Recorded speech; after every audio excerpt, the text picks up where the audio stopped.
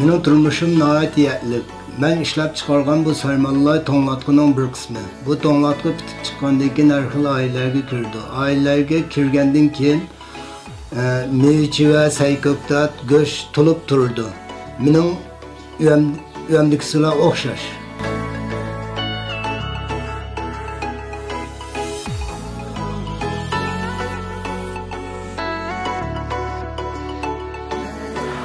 Hazır burunga qaraganda bak aldirash. Hazır kishilarning turmush saviyasi kundan kunga yuqori ko'tarildi.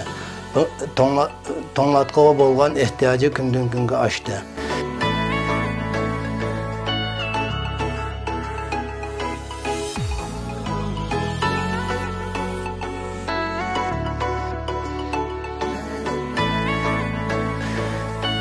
İlgari bizning zavodda har oyda 4-5 dona bıngşang setlatdi.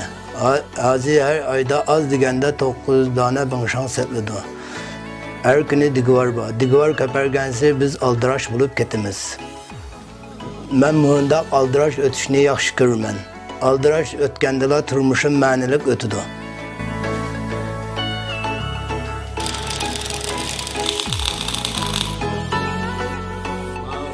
Men ishdan sirt ayolim bilan uyimizning dehqonchilik ishlarini qilaman.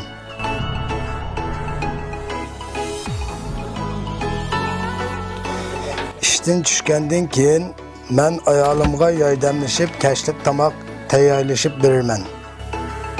Mening ham do'stlarimning uyida asos jihatdan birdan to'nglatqi, birdan to'nglatqi sandig'i bor.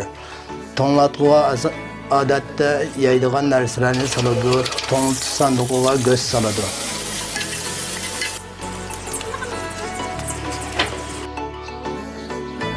Şamacan, Gongchancan.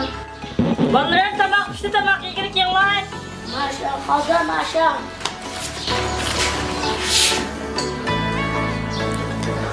Hazır balalarımızın o'sayotgan vaqti. Ularga cho'qim yaxshi tomoq yegizishimiz, uzoqligiga kapolatlik qilishimiz kerak. Hazır ko'pchilikning hammamizning turmushi yaxshi bo'lib ketdi.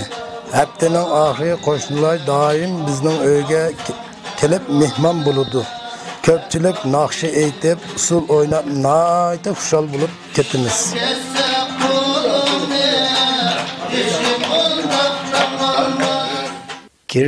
Keyin mening ishga o'lkalarga kelib, texmi ilg'or to'nglatqi ishlab chiqarish zavodini ekskursiya qilgim bor.